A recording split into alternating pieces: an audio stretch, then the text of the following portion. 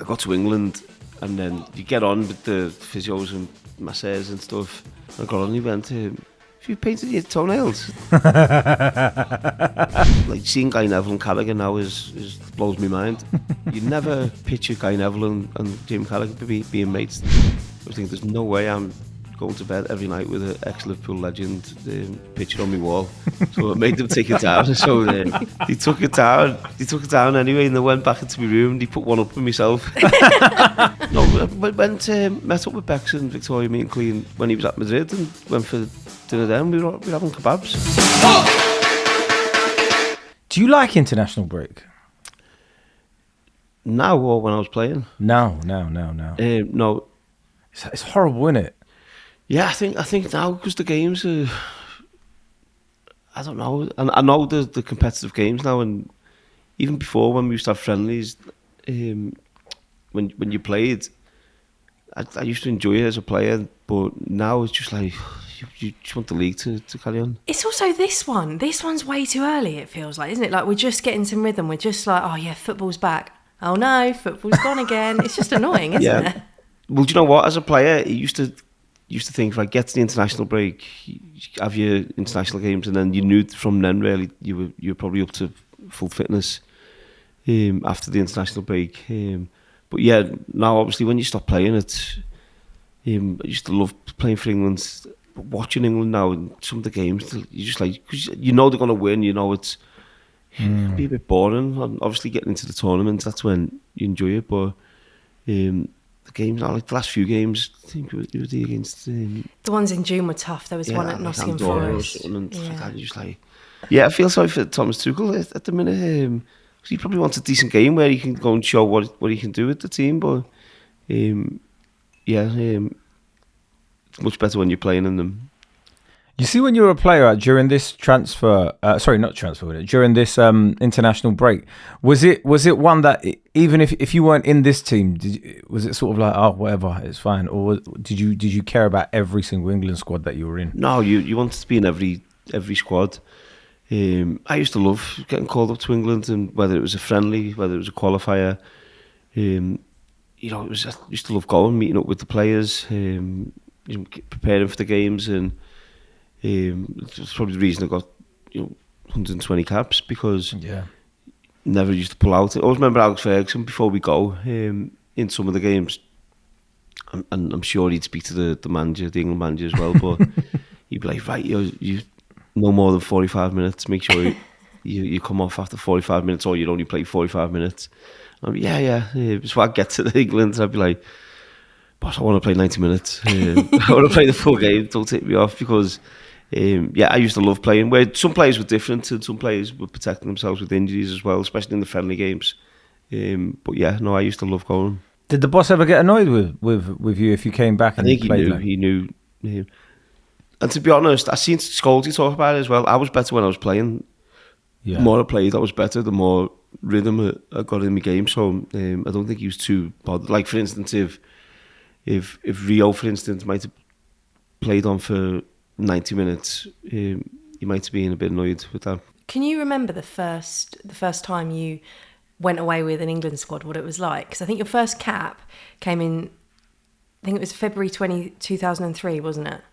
But can you remember going to your first squad? It was mad, really. We were at England, at Everton, sorry. We went out to train, and David Moyes come out and said, you've been called up by England. So I thought it was doing the 21s, because I'd done one training camp with the 21s. So I was like, okay, so with the first team. So I was surprised. I was obviously delighted. So we went home. I always remember the night before we were meeting up, I was in Colleen's mum and dad's house, and then I fell asleep on the couch the night before, and Colleen painted me toenails while I was asleep. And I had no idea. It was like a see-through glossy type thing. I don't know what it was. Well, so you couldn't see it? Was an actual colour? So I couldn't see it, but if you really look close, obviously you could see it. I got to England, and then you get on with the physios and masseurs and stuff. And I got on, and he went on the masseurs, went, have you painted your toenails? Did I have you down for what did you do that? I was like, no.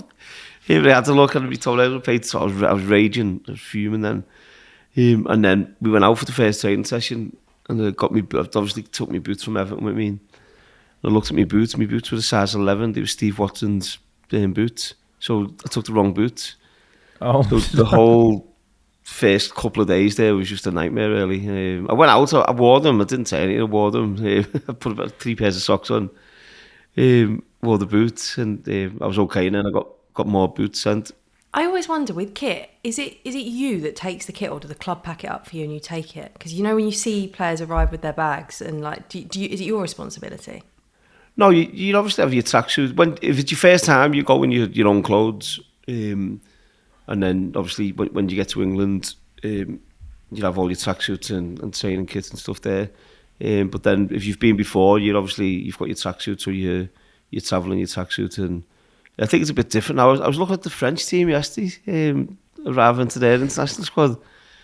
I was like, what is going on here? I've seen some of the clothes. it's a fashion show for them, isn't it? Oh, mate, it's like walking down the catwalk. That's the Pep Guardiola Man City effect as well, isn't it? Because if you think of what they turn up... When you used to look at Chelsea, if you look at the players who were in the squad, they were on the bench, they used to sit right behind the bench, and they were all in their own clothes, and I thought it looked a bit scruffy. Where at United, it was really professional, and everyone, even if you're on the squad, everyone would be in the club suits, and it looked really professional. And it's gone now. I think now it's the same at every club, where they just wear whatever they want. But I used to always think, at United, it looked really professional, where everyone, even if you're in the squad or not, you're in your club suit, and it looked good. But did that come from the gaffer, Wayne, or was that just... Yeah, that was from the manager, yeah. Okay. We used to always say we used to wear the club suits to go to the away games. Even like flying to Europe, we'd fly in the suits. So when you get on the plane, if it's a long flight, you take your suit off and put pyjamas or shorts and whatever on. But you'd always have to put it back on before you get off the plane. And he said he always liked to, when you walk into someone else's stadium, like to look good, and everyone, the away fans, the away team, look and thinking, this is a professional team. So it was. I used to enjoy that. I used to like that.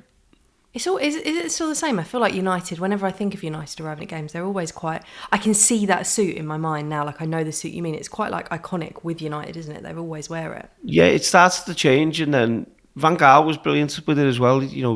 Even if your tie was a bit loose or whatever, Van Gaal would come up to you and fix your tie for you, and to keep the standards. And then I remember when Mourinho come in. Mourinho was a bit more relaxed on it. Remember we went to the League Cup final, and so I pulled the players, and they kept doing it. And like players were wearing the suits with big bright yellow trainers and stuff like that. So I went to Mourinho. I said, "Listen," I've spoke to the players, and they keep doing it. You need to have a word here and to keep the standards. We can't have that going into Wembley into a cup final. He's like, yeah, I'll speak to him. And then as we come down to leave, I seen Jose there, and he's got like a zip up top with no tie on, and I was thinking, what's the point? Oh wow. If the manager's not doing it, what's the point? He was relaxed on it, so I was thinking, what's the point? Why am I even bothering with this? So and then I think from now it's just wear what you want, and headphones, caps, whatever, trainers with suits. I like how old school you are, Wayne. I don't think people would realise that. He's come through the Sir Alex Ferguson school of football, hasn't he? Yeah. I just think it looks good, and it looks professional, and like it looks like you mean business. Do you know what I mean? Yeah. I think it's different now, isn't it? Sponsorships and stuff. I won't name who, but before a cup final in recent years, I was about to interview a player, and I went, "Oh, nice outfit," and they just went, "Don't. We have to wear it," and it was like. Yeah, so I think a lot of it is it's not in players' control, is it? Well, I saw that. Was it the FA Cup final, Man City versus United, and the City team turned up in like designer gear that was like, it was like jeans and a top, and then the United team all turned up in suits, and it just seemed a lot nicer. I mean, back in the day, I felt like if you wore a really funny suit, Fergie would come in and go, "Well, that's 1-0." Yeah, no, it was interesting actually with England, talking about England, for the Euros 2004, remember we had this, obviously Becks was captain, so he's picking the suits, and we had a sponsorship deal with Armani, and he's got this suit, and we're trying it on, and I'm thinking of, I'm an 18-year-old Scouser, and we've put this suit on and it's this big flares at the bottom, and I was looking at myself in the mirror. I was like, what am I wearing here? What is going on? It was horrendous. It was a terrible suit. And I think we still had Armani, I think, for the 2006 World Cup. I think because we didn't win it, and they must have got rid of us. So our next suit was Marks and Spencer's, which was all right, actually. It was actually better. Wayne, Colleen's quite into her fashion, isn't she? What does she make of all of this? Does she kind of help you and make sure you look good? Well, before we had kids, Colleen used to leave me clothes out the night before. What, every day? Every day, yeah. Before we had kids. I need someone to do that for me. Yeah, she put my clothes out and have it out, ironed and ready for me to put on the next morning. Shouldn't have had 4 kids, really, should you? Because she'd probably still be doing it now. now. I've got to get up and get my own clothes fuming.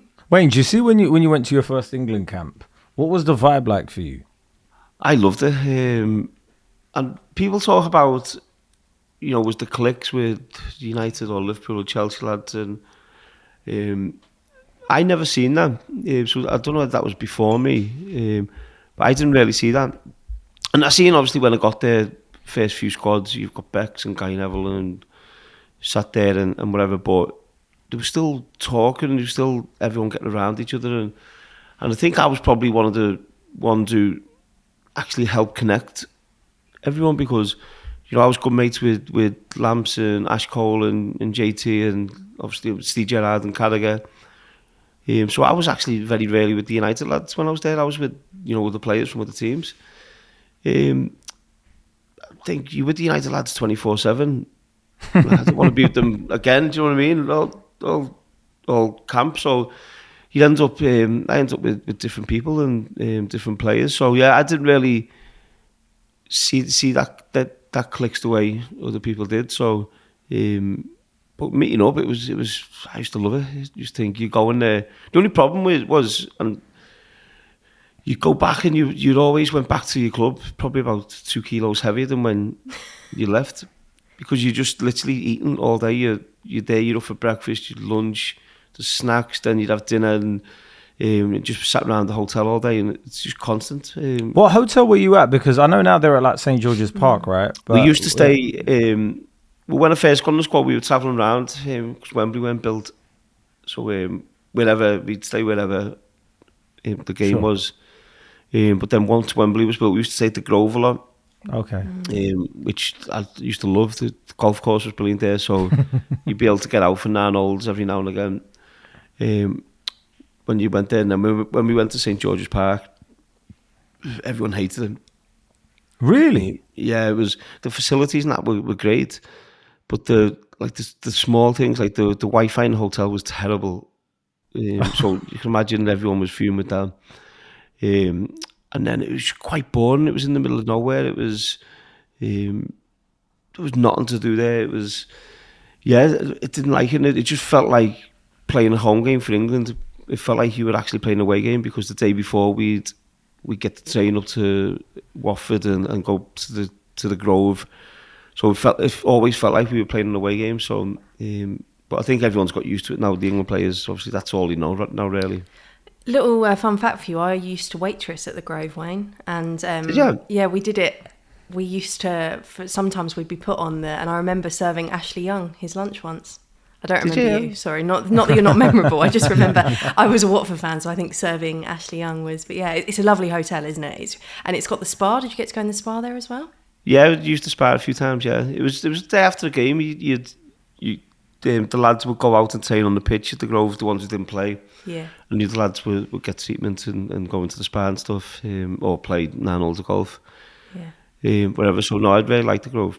Wait, was St George's Park similar to where it is now? Because I see the lads have got like games rooms, and like they've got like basketball nets and stuff like that where they can play to fill the time. Yeah, we'd have games rooms. We'd have a games room, and they put a golf sim up as well. But yeah, it was quite boring. I remember speaking to when we were first doing it. I remember speaking to the FA over it about trying to put like a 9-hole golf course there.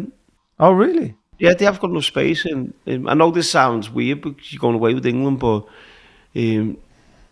sometimes just having something a little bit different. You have an afternoon off, being able to do something without having to travel an hour and a half. It's better if you've got it there on your doorstep. So, but yeah, I just didn't like it. I remember when I went in. So when you go into your room, we'd always have the same room. And when I first went in, they have a picture of like an ex-England legend or whatever up in your room. So I walked in, it was Kevin Keegan. So I was fuming. It's quite badly thought out, isn't it? Yeah, I was like, there's no way. Kevin Keegan, absolute legend. I was thinking, there's no way I'm going to bed every night with an ex-Liverpool legend picture on my wall. So I made them take it down. So they took it down. They took it down anyway, and they went back into my room. And they put one up with myself. Did you ask for yourself? No, I didn't. No, but yeah, no. There's no. I couldn't. Even though he was in his England kit, I couldn't have it up. Wayne, you know, in the Gareth Southgate era, there was a lot more activities, wasn't there? Like, there's the basket. We saw them playing basketball and stuff at St George's. So I think he did take that into consideration. Would you have gone on one of the inflatable unicorns, like we saw the images of them? Yeah, definitely. Oh, okay. I thought you'd be like, no. Them days, the day after the game, they're quite strange actually, because for the ones who've played, you know you're waking up in the morning, and you're having a down day and you're going in the pool or you're stretching, and so it's a complete rest day, and that's probably the most difficult day for the lads who don't play, because you're having to work and you're in small groups. It's harder, and then that's the one day really where I feel like you feel a bit not part of the squad, not part of the team, even though you are, of course, you're very important, but you've watched the lads play the day before, then the lads are just having a rest, they're getting massages, they're going in the pool, where you're having to go out and get your boots on and you're getting run. It's a hard day for the lads who don't play, and that's the most difficult day. And I used to think about that because most of the time I was starting. But I used to think about that. I used to think that for them lads, that must be mentally, it must be very tough. That. And Sven said it in 2006. He said if these 11 players are fit, they're going to play. And I remember thinking, for them lads who aren't in that 11, like you'd be thinking, what's the point? Like, it must be, and I know I spoke to a few of them, and I know it was. That's the toughest part of being an England player, because you want to play, you want to be there. I think sometimes you're a backup, or you're there if someone gets injured, or to come on the last 20 minutes. But still, for the manager to actually say that publicly, that was very tough for a lot of lads. Wayne, was there anything that the managers did to sort of try and help the team bonding with the squad? Because I know a lot gets made about Gareth Southgate, and they're like, he brought in a culture where everybody was mates with each other and everybody was happy around camp. Did any of the other managers do that, like actively try and build a sort of culture, or was it just here's your tactics? That was I think when we went to the Euro 2016, that had already started, I think, and I don't think that was down to Gareth, if I'm being honest. I think lads it was a younger squad and they knew each other from the under-21s, a lot of lads anyway, and I think from there really, players now, they speak to each other on social media, and you see in the off-season players are training together, getting to working together from different clubs and stuff. So I think that was just a culture, a generation which was starting to happen anyway. So and then we were a really close squad in 2016, and then it's just the way we went out. Basically, that's how it gets remembered. But we were a really close knit squad then. So yeah, and even before that, we were close. And you had obviously your older players like who wouldn't like seeing Guy Neville and Carragher now is blows my mind. Really? Like, yeah, that's like because you could never.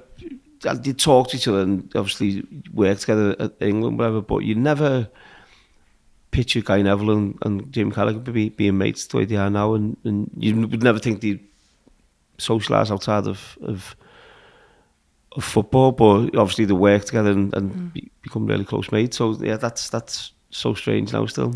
You've said before that you kind of hung around with everyone, and you mentioned some of the names, but who did you kind of hang around with? Because to be honest, I wouldn't be surprised if there was, from what you said, a few people avoiding you in the afternoon at camp, because it sounds like you were a right pain. Yeah, no. In a good way. No, I obviously was with Stevie quite a lot.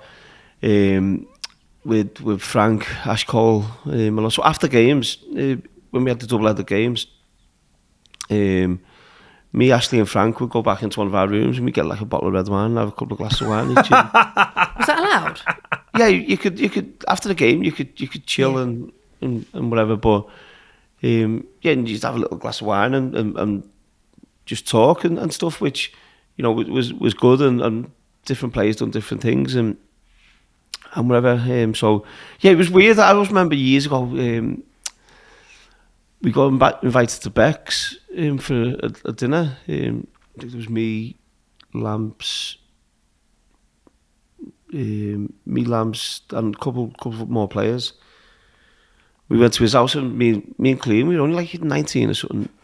We were like, this is weird, what's happening here? And then they're walking around and he's showing us around his house, and then I opened the door and I think I bumped one.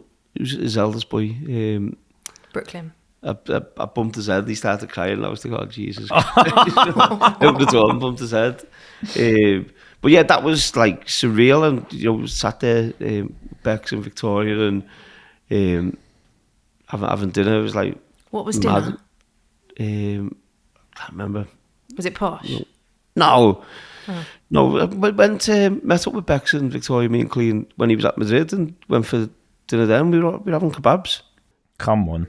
Stereotypes being completely thrown out the window. But obviously great lad, and Victoria's such a lovely woman, and funny, like a lot funnier than what people would think. Okay, I'm just visualising. Imagine if you walk past and you just see Wayne and Colleen, Posh and Becks, sitting there having a kebab. I know. I think it's a bunch of like lookalikes or something. I don't think it's a real thing. What was your favourite tournament, Wayne? Was it the first one, obviously, in Portugal? Yeah, that was the best I played in the tournament, but the one I enjoyed most was Germany. Okay. I just thought the setup, the interaction with the fans, it was brilliant. When you go into the games, there's fans everywhere, and like, for instance, when we were in South Africa, in Brazil that day, they were horrendous. Like, you just didn't feel... You couldn't. I remember the USA game in South Africa, and we're travelling into the game, and there's no fans. You're just going in. It's dark, and you're like, this doesn't feel like a World Cup. Where the one in Germany really did. It felt brilliant. There was also, that was around the era, wasn't it? Where, like, I think it was in South Africa, where there was all the media were just obsessed with like wives and girlfriends and families and what was going on. There was a lot of coverage. That was in Germany. That. Was that Germany? I lose track of which tournament. What was that like for you? Is it a distraction, or are you able to just kind of block it out? No, that's happened before. Obviously, I went to tournaments, and that still happens now. Actually, now to more of a extent, where the wives are probably staying with them one night. Whatever, so we used to be able to see them for like a couple of hours a day, on a certain day, whatever, which is fine. I think the problem we had is all of the wives and kids and whatever were staying in one hotel, and they were staying in the same hotel as the journalists were in, which was expensive as well to pay for. Like, for instance, to pay for Clean and my cousin to stay there, it was like $100,000. Oh. So it's a hotel the FA have put on, but you're still paying a lot of money for it. And then all the journalists are in the same hotel. And then the following, they're obviously following all the wives around, and what else are they to do? They're going out for food and having a good time. We're not doing that. We're not part of that at that time, whatever. And then sometimes what you don't realise is mentally, when you get like a few hours to come away from it, and especially I didn't have kids then, but especially the lads then who had kids, you've got like, say, 4 hours for them lads. They can go and see the kids for a little bit and switch off from football, and which mentally helps you massively. But then obviously a massive thing got made, which I think was out of order. And I always remember Guy Neville. He was, what Gaz is like. He's, goes over the top, and he's like, lads, this is a disgrace. This is a distraction. They shouldn't be here. Should be doing this. Like, yeah, whatever, guys. And then the next day, God bless him, Gaz's dad. is all over the front of the newspaper. Stood on a table in a bar with a fake World Cup, front page of the newspaper. Oh, mate, I was so happy. Did you give him stick for I it? stayed into him, say, Kaz, what's going on here? Oh, his face dropped. But yeah, no, I think that was just a big media chase, and I think that was very unfair, actually. Where it's as I said, it's still happening now, where the families are going, and why shouldn't they? Why their husband or boyfriend or son is playing in the World Cup for the country. Why should they not be there to support them? Yeah, and during these like normal camps, like September, October, November ones, are you like not locked away, but do you have to keep away from family then? I know they're shorter periods, so it's... Yeah, well, you don't, because you're only away for a short period of time, and so you don't really. You might get afternoon off, so you might play on a Saturday, for instance, and have the Sunday off. So you on a Saturday, I think Gareth done this as well. You might play Saturday, and you can go home Saturday night, and as long as you're back for dinner at 7:00 on the Sunday. So there's different things, or you might have to stay in the hotel and you can go home for the afternoon and be back for dinner at 7. So there's different things. The Germans and the Dutch, their families stay with them during World Cups. Do that? Really? Yeah, they stay with them, and then it's only the day before a game that the team go off to a different hotel. So when you actually think about it, it's actually normality that you're with your family till the day before a game. It's something that I often think with footballers. Like, obviously, you have a fantastic life in so many ways, but Kay, like hearing these stories, you're kind of like governed as if the last time my life would have been governed like that is when I was a kid or at school. Yeah. It's like a weird regime. It's a completely different life. Like you're on someone else's clock all the time, aren't you? Really? Yeah. Well, it also feels sort of hard to transition from that once you retire. I don't know if that was a thing for you, Wayne. Like if your whole life's been dictated to, like, this is where you're gonna go. Gosh, it's gonna get deep. Yeah. When you retire, does it sort of feel weird, like that Monday morning where you've got like no training or whatever and you've got nothing on and you don't like, how do you deal with that? No, it's obviously with the kids as well. That keeps you busy, and you end up in a different routine, whatever. So it's like the school holidays. That's tough because it's a bit random. So it's happy that the kids are going back, but yeah, with football, it's you know where you are, you know what your week is, you know exactly where you're going to be, and it's amazing that everything used to get written up on the board. So when you turn up at a hotel, everything for that day is on the board, so you know exactly what time you've got to be where. And it's amazing the amount of players who still forget where they have to be and at what time.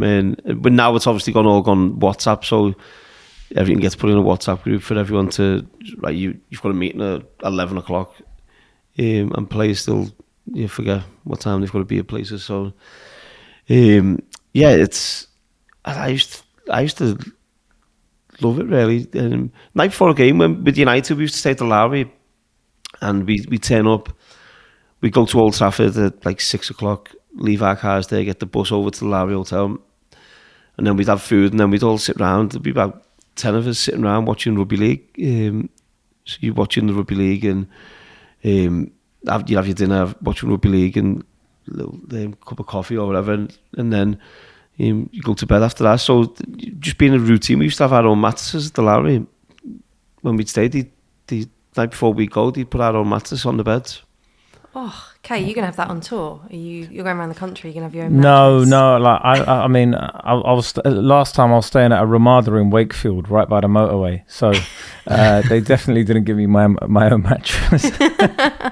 No, I've stayed in hotel rooms where you could see the sink from your bed. So very different experience to the Grove. Do you know what? I prefer, because I think Becks brought in, the captain used to get a suite, big suite. The captain, the manager used to get a big suite wherever you went with England. So I like the smaller rooms where everything's just there and compact, and when I become captain, you end up getting these big suites in the hotel, and like it's a bit. I just think it's a bit airy, like it's a bit too big. And did you change it back then? Say no, not anymore. No future captains. You have like this big lounge and a big settee out there and whatever. So I used to close the door and just close it off and just use the one bit of the. of the room, and normally the TV was too far away from the room, your bed anyway, that I couldn't see it. So I used to like the ones where your TV was like right in front of you and stuff. Bringing it round to the England here and now, because I feel like we could probably do about 15 podcasts on your time with England. Unfortunately, there's plenty more pods to come this season. But England now, you mentioned that the games in the summer and recently maybe weren't the most exciting. What do you make of Thomas Tuchel as England manager? Because very different to Gareth Southgate, and he's been brought in, hasn't he, with a clear remit, win the World Cup next summer. Yeah, I think, well, it's clear what he needs to do. I think he's a top manager, and that's why I think the games he's had, and I know he's maybe got a little bit of stick about the way the England played, and them games are just they're nonsense really. You turn up and you just know England's going to win the game, and it's 10 men sat behind the ball and you've got to break them down, which is not easy against any team. And remember we played Andorra away, and exactly that, and I think it was like 70 minutes, it was 0-0 still, and they had two brothers, Andorra at the time, and they were hilarious, and as we're playing we couldn't break them down, and they're shouting across to Capello, this is your tactics. I've laughed on the pitch. I think, oh my god, we need to beat these, we need to score. But it could be them games are tough, and you can't really, I think for Thomas Tuchel, you can't really show, you want to see England having to sit back and defend, and having tactically to break down teams, and against the better teams, which of course will come. So I think he'll do really well for England. Whether he'll win the World Cup, you don't know. I think that he's got one shot, hasn't he? Anthony Barry, who's he's brought in as his assistant, is really good. Do you know him? Yeah, he was in my U team, Anthony. Liverpool, and really good coach. So yeah, I think England's have got the players. They've got good enough players. I'd like to see some players back playing, like Phil Foden, and because I think these are players who could have a real impact, and Grealish hopefully continuing his form and getting back in the squad. I think these are players who can really impact what England do, and they obviously just need to keep playing for the clubs. Kay, you behind Thomas Tuchel's England? Was he the man you wanted to take over? Well, I don't think we've seen a lot yet. Really, I don't think we've had a large enough sample size yet. To be honest, we might not see loads, mightn't we? There's only a few international breaks before the World Cup. That's the problem, if you like, with being England manager. Yeah, exactly. But I think, you know what, he's a top coach. He's won a Champions League, hasn't he? He seems to get players organised really well, and I think he gets the best out of players. But I don't know what is it with England in the past, Wayne? Why do you think that England haven't won a tournament? Got time for that question, have we? No, but is it a mentality? Because people often talk about mentality. Some people talk about tactics. What is it that you think or was it just luck? I haven't had that rub the green. I haven't, had that luck at the right time. And I remember, obviously, the 3 times really we felt like maybe we could do something. The 2004, 2006, obviously losing on penalties twice to Portugal in the quarterfinals. Then if you win that, things would be different. We lost on quarterfinals to Italy on penalties, and it's difficult to win tournaments. It's not that easy, and especially if you haven't got the players who have got that experience of doing it. I think, and then over the recent years, losing to Italy on penalties in the final, that could go either way, obviously. So it's just not having that bit of luck, and obviously the Spain game as well. So I think England have pushed, and Gareth Southgate's done an unbelievable job. What he's done, and just didn't have that luck when he needed it. So I think England's got a good chance in this world. It's going to be very difficult. The heat over there is crazy. Obviously I've played there for a while, and it's going to be very tough for England to win this tournament. Much tougher, even to get to the semi-finals. I think it's going to be really difficult for England to.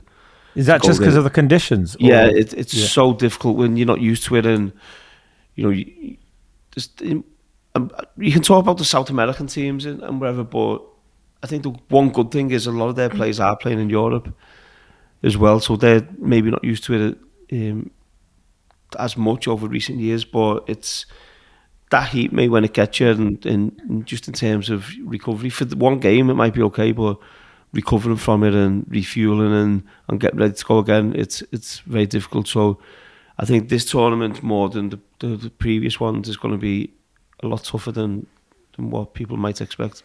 Do you know what it is? Because England fans there was always... talk about Harry Kane not playing, wasn't there? What do you make of that?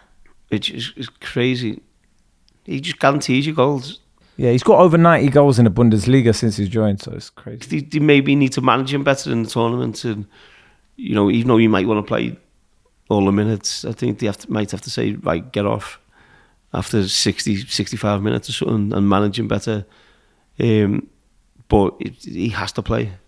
Do you think that's something that Thomas Tuchel will probably maybe even be better at, managing Harry Kane and those decisions? I think probably it was clear that Harry had a very good relationship with Gareth, it looked like, and it almost looked like Harry could play when he wanted to play, really.